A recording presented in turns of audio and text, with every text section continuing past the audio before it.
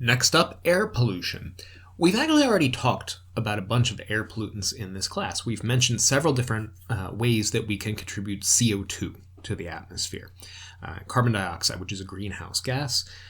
We have talked about, way back in Unit 1, we talked about the biogeochemical cycles, the nitrogen cycle, the sulfur cycle, and we noted that both of those, one of the big ways that humans affect them is to add more nitrous oxide, more sulfur dioxide into the atmosphere, which contributes to acid rain. All of these pollutants are what we call primary pollutants. So another bit of pollution vocabulary for you to learn.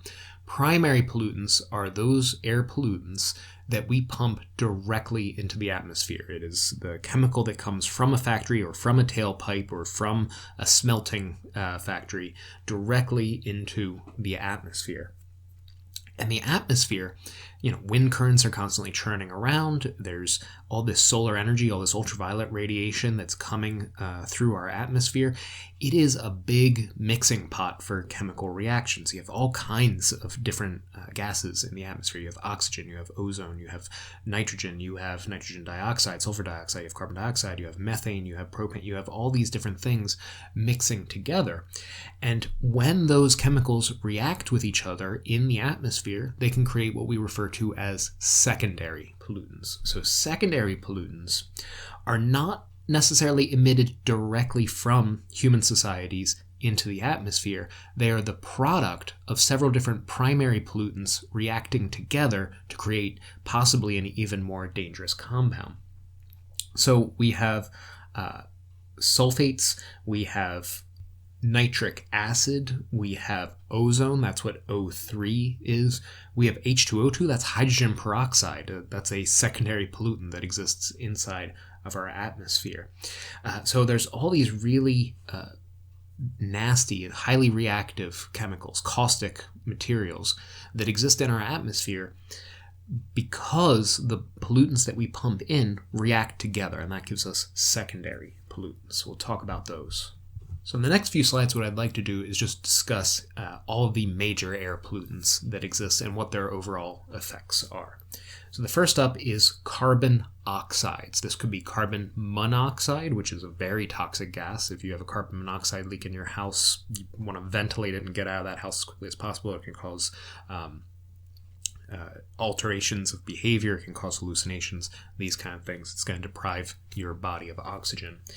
So carbon monoxide is a highly toxic gas that forms during the incomplete combustion of carbon-containing materials. So carbon monoxide comes out of automotive tailpipes. It comes from natural gas heating systems that have not fully oxidized that material. It comes from gas stoves, right? There's all kinds of reasons why you could have a carbon monoxide leak inside of your house.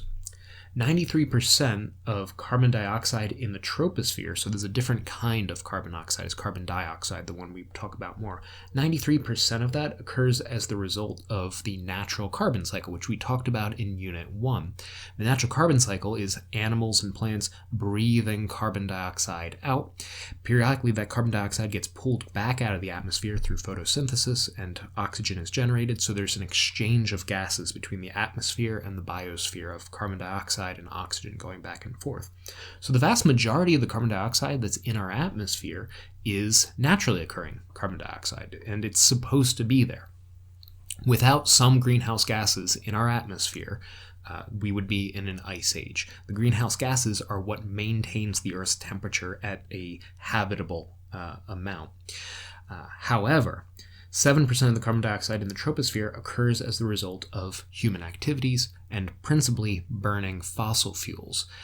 And it's that extra 7% that we've added in there that throws the system out of balance. There's more and more and more carbon dioxide in our atmosphere every year, and the Earth is consequently getting warmer and warmer and warmer on average. So we're going to talk about climate change in association with the air pollution section. So most of the carbon dioxide is supposed to be in there, but ideally carbon dioxide would be down at 250, 300 parts per million. It's currently over 400 parts per million. Now, the other aspect of that, as we mentioned way back in Unit 1, is that as we cut down forests, as we cut down natural ecosystems, there's less photosynthesis to pull the carbon dioxide back out of the atmosphere. So that also contributes to the amount of accumulation. So sulfur dioxide is another pollutant that we emit out into the atmosphere, and that also comes from combustion in automobiles and from smelting plants. Smelting is when you take metal ore out of rock with the actual metals that are inside that rock material, and you get them out of there. That process produces a lot of sulfur dioxide. Also, burning coal produces a lot of sulfur because there's a lot of sulfur in the layers of rock where coal is produced, which makes sense because coal starts as these kind of boggy swamps, like all that photosynthetic material inside these swamps, and swamps are known for having swamp gas, which has a sulfury smell to it, right? So there's a connection there. About 1/3 of sulfur dioxide in the troposphere occurs naturally through the sulfur cycle. The other 2/3, so like 66% of the sulfur in our atmosphere, comes from human sources. With the carbon dioxide, we're adding just a little bit and it's throwing everything out of whack. But with the sulfur pollution, it's mostly us that is responsible for that gas being in the atmosphere. So SO2 in the atmosphere, which is a primary pollutant, can then be converted when it reacts with water in the atmosphere over to sulfuric acid, that's H2SO4, and sulfate salts that return to the earth in acid rain.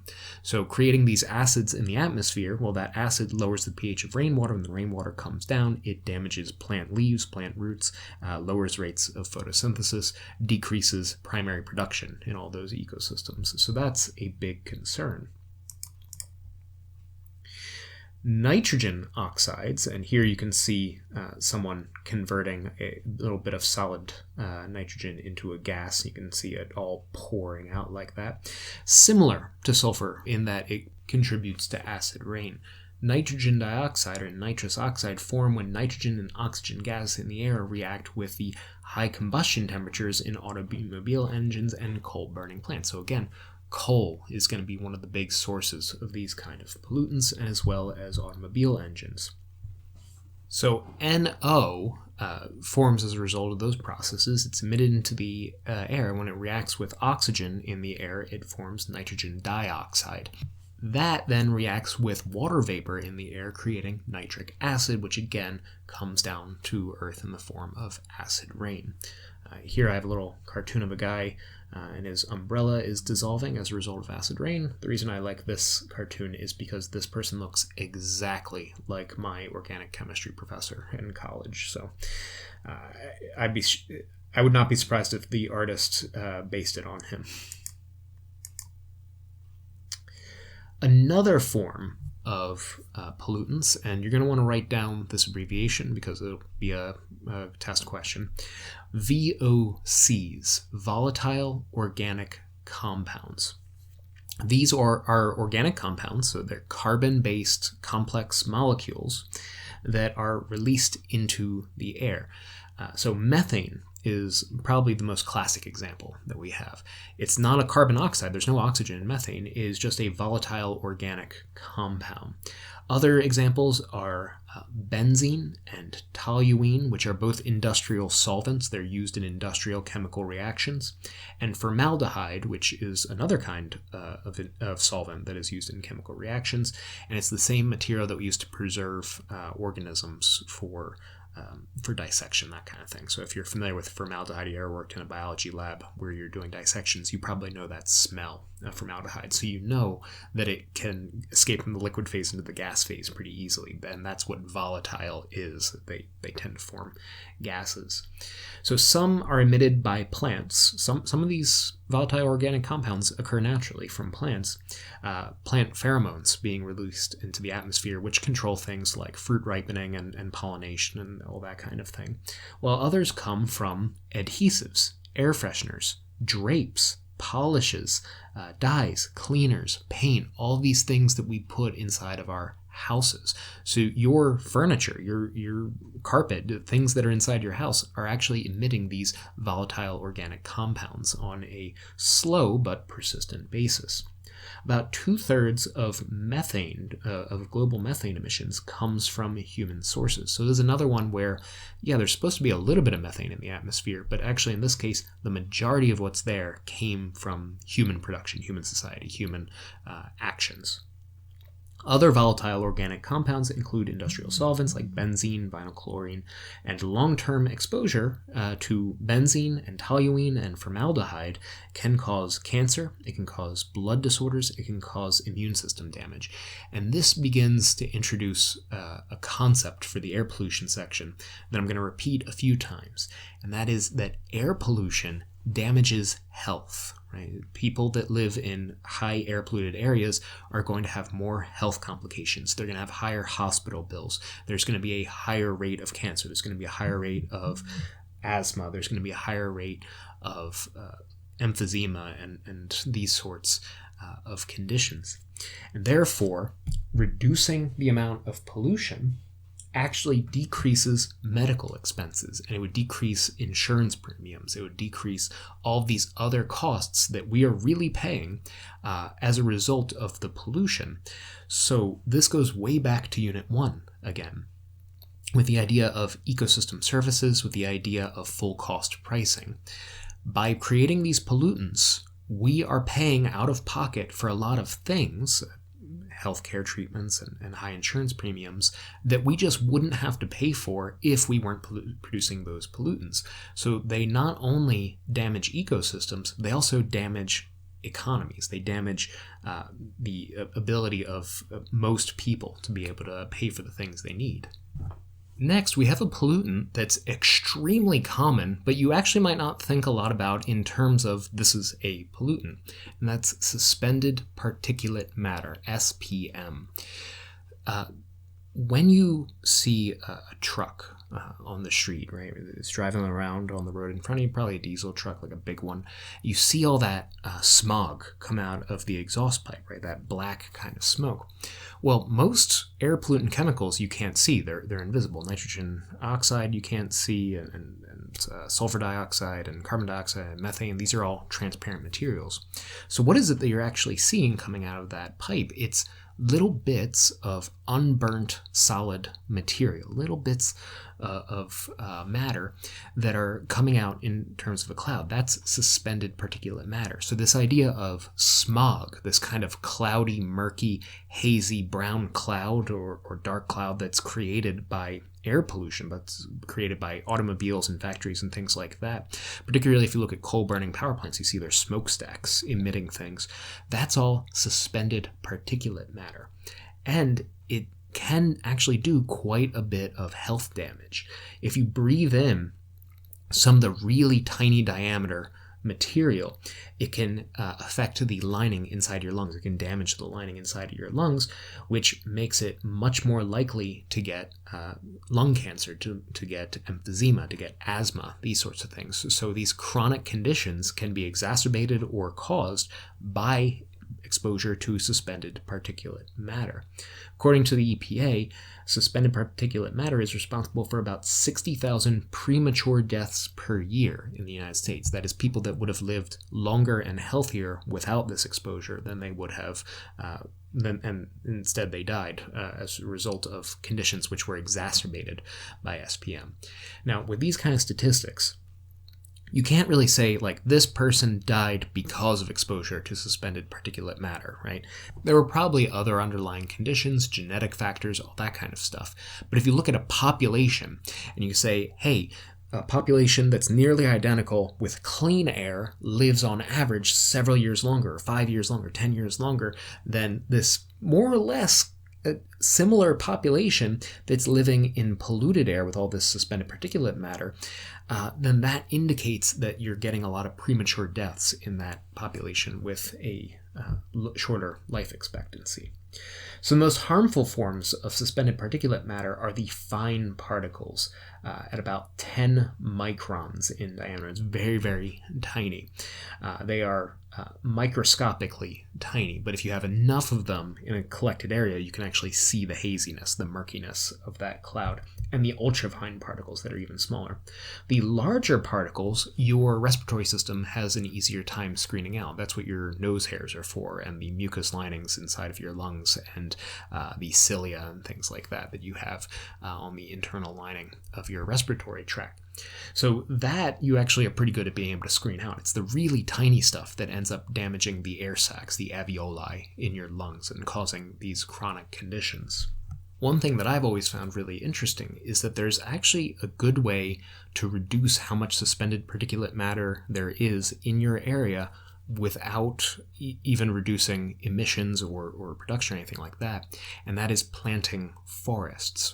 As clouds of air move through a forest, those little particles periodically hit trees and they lose all their kinetic energy and they might get stuck to the outside of that tree. So forests actually have this effect of acting as a physical filter for the air, right? The air currents are passing through it all the time and they're collecting all of this suspended matter in there, and it exits the forest cleaner than when it came in. So one really important ecosystem service that we have is clean air from forests. All right, next up, ozone.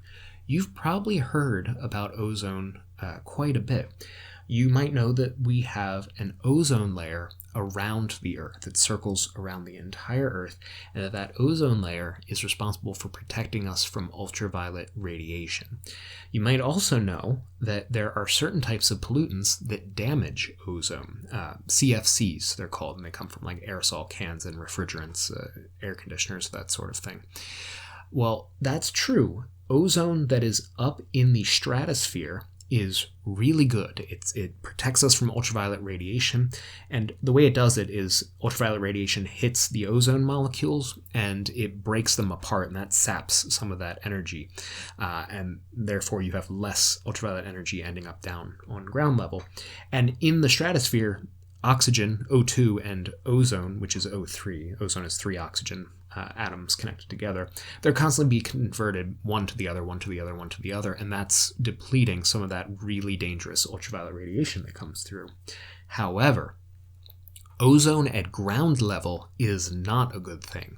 It is a very dangerous thing. So ozone down here where we live can actually damage your lung tissue. It's a highly reactive material. That's one of the reasons why it's good at screening away ultraviolet radiation, but it can react with the molecules that make up the lining of your lungs, and it can aggravate respiratory illness, it can aggravate heart disease, and it actually degrades organic materials. So things that are made out of rubber, things that are like plant material, fabrics, plastics, paints, all this kind of stuff is damaged by ground level ozone.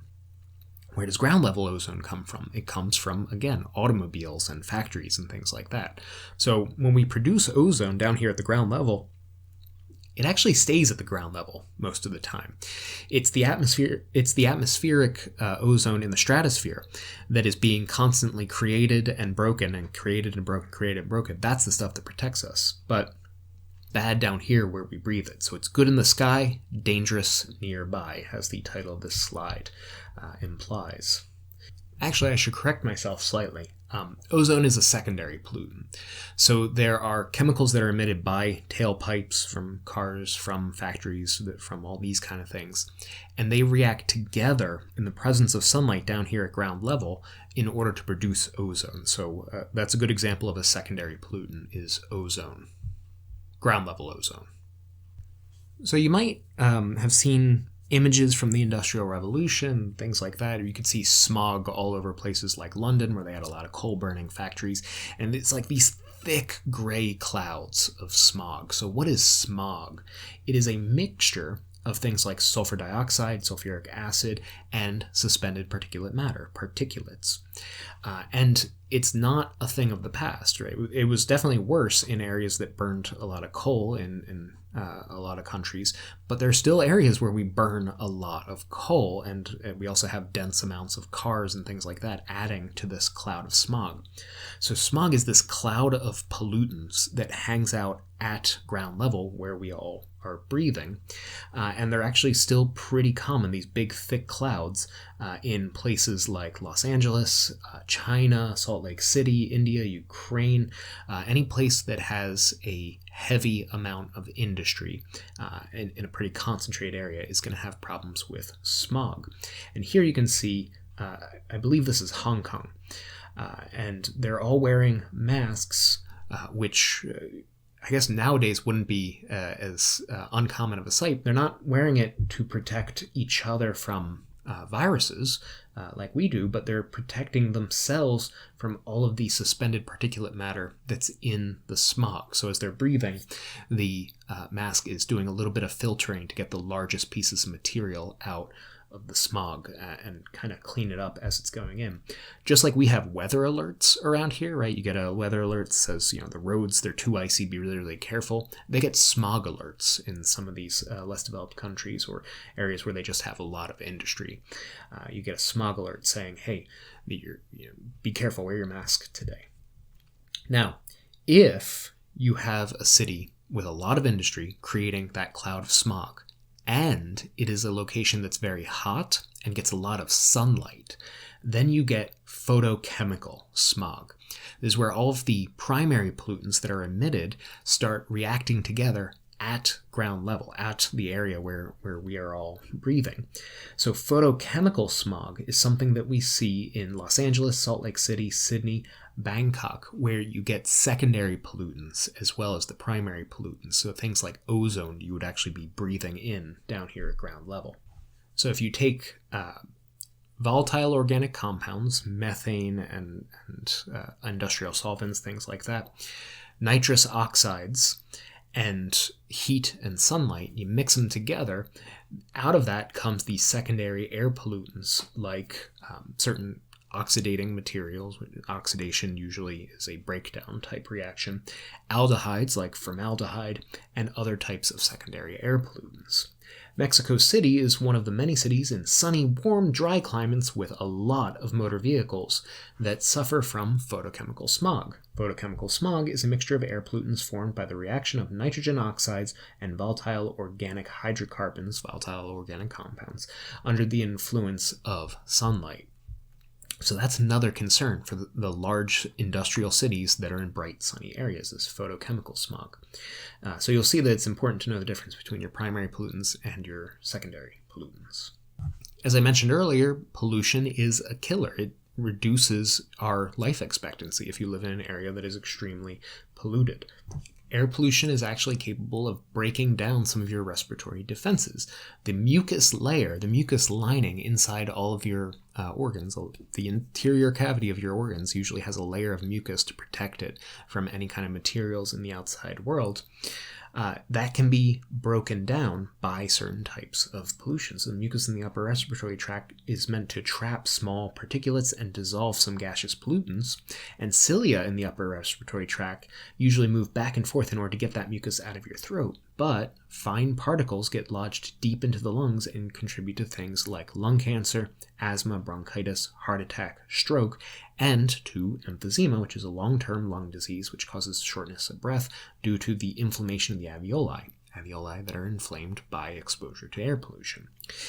It is estimated that air pollution kills about 7 million people per year. That is a statistic from the World Health Organization. Now, up here I have a healthy lung and a smoker's lung, someone who smokes a lot of cigarettes, and you can see the kind of black lung disease that they end up with. A lot of those compounds that are inside cigarettes, the very same things that give you cancer and emphysema and exacerbate any other kind of respiratory conditions you have, they are in the air pollutants as well, right? You are breathing in sulfur compounds when you're smoking. You're breathing in suspended particulate matter. You're breathing in all of these kind of same things from combustion reactions in automobiles and coal.